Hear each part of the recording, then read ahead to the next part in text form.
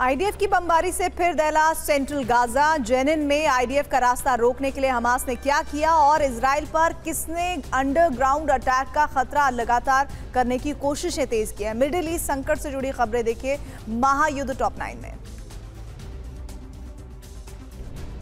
Central Gaza में mission all out के तहत इजरायली एयरफोर्स ने भीषण बमबारी की। हमास ठिकानों पर आईडीएफ की स्ट्राइक का ये वीडियो देखिए। क्लस्टर बमों की बौछार से पूरा इलाका दहल गया, कई बिल्डिंग ध्वस्त हो गए। हमास को बड़े नुकसान का दावा है। वेस्ट बैंक के जेनिन में वापस लौटी इजराइल की ग्राउंड फोर्स कहर मचा रही है। आर्टिलरी और अपाचे हेलीकॉप्टर के प्रचंड प्रहार से सामरिया इलाका थरा उठा। जमीन और आसमान से आईडीएफ ने अचानक हमले किए। इजरायली टैंकों की शेलिंग भी लगातार जारी रही। वेस्ट बैंक के जेनिन में इजरायली ग्राउंड फोर्स को रेजिस्टेंस फोर्स से कड़ी टक्कर मिल रही है। आईडीएफ का रास्ता रोकने के लिए लगातार आईडी विस्फोट किए जा रहे हैं। आईडीएफ का मूवमेंट देखकर धमाकों को अंजाम दिया जा रहा है। इस वीडियो को देखकर आप हालात का अंदाजा लगा सकते हैं। गाजा में जारी जंग के बीच हमास लीडर याहिया सिनवार को लेकर आईडीएफ ने बड़ा दावा किया है। आईडीएफ के मुताबिक सिनवार इजिप्ट के रास्ते ईरान भागने की फिराक में है। ये खुलासा जबालिया कैंप से जिंदा पकड़े गए हमास के कमांडर से पूछताछ में हुई है।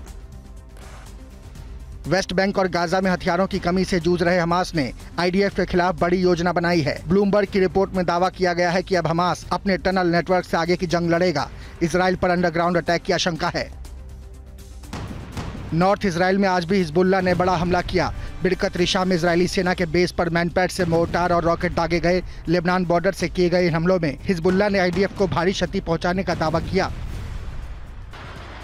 उत्तरी इजराइल में हिजबुल्लाह के ड्रोन अटैक से भारी दहशत है। कारमेल इलाके में उसने मिलिट्री फैक्ट्री को निशाना बनाने की कोशिश की, लेकिन आईडीएफ के आयरन डोम ने उसके ड्रोन्स को तबाह कर दिया। कारमेल की मिलिट्री फैक्ट्री में राफेल का निर्माण होता है।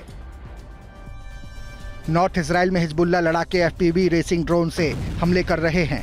हदाब यारिन साइट पर विध्वंस के लिए रूसी ड्रोन का इस्तेमाल हुआ। हिजबुल्लाह के हमले में आईडीएफ का निगरानी टावर ध्वस्त हो गया। दावा है कि आईडीएफ का इलेक्ट्रॉनिक वॉरफेयर सिस्टम इन हमलों को रोकने में नाकाम रहा।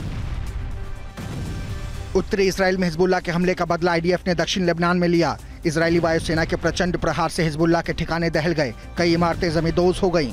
सूत्रों के मुताबिक आईडीएफ की स्ट्राइक में 50 से ज्यादा हमास लड़ाके मारे गए।